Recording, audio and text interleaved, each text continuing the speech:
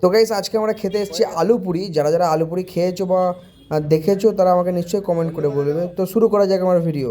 তো hello everyone, welcome to my new blog. তো guys আজকে 7টার সময় কাজ ছুটি করে ভাবলাম যে কিছু নাস্তা পানি নিজে করবো। আবার ভাবলাম যে আজকে একটা বাকরা যদি পাই তাকে হালাল করা যাবে। তো সেই জন্যে গাইস এক বন্ধুটাকে তেল বুলিয়ে তেল মেরে ওদেরকে নিয়ে আমরা চললাম আলু পুরি খেতে পিপলসে। পিপলস তোমরা চেনো যারা সুরাটে থাকো আর কি গাইস।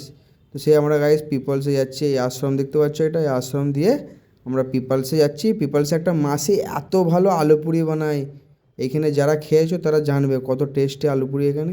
তো ফাইনালি গাইস চলে এসছে, সামনে দেখতে পাচ্ছ মাসে আলু পুরি বানায় ওখানে।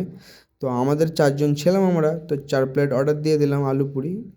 30 টাকা করে বড় বড় প্লেট আর কি, আর ওপরে সেও দেওয়া আছে। যারা সুরাটে থাকো বা যারা বাইরে থাকো তারা জানবে মেবি এটা কি, আলু পুরিটা কী। তো গাইস আমরা 3-4 বন্ধু মিলে গল্প করতে করতে আমরা আলু পুরি খাচ্ছিলাম। আর আমাকে তো খুব ভালোই লাগছিলো, আর অনেক দিন খাইনি গাইস পেটের প্রবলেমের জন্য। পেটে খুবই লাগছিলো বাইরেকার খাবার খেয়ে। তো গাইস ফাইনালি আমাদের খাওয়া দাওয়া শেষ হলো, আর 1 প্যাকেট পার্সেল করে নিলাম আমার ভাইয়ের জন্য। দিয়ে আমি চললাম আমার বাড়ির দিকে, মানে হচ্ছে বের রোড।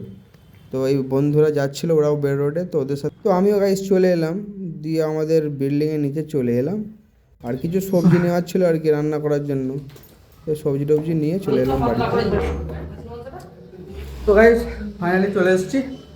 এবার আমাদের যুদ্ধ করতে হবে। আগের জন্য এইটুকুই, টাটা।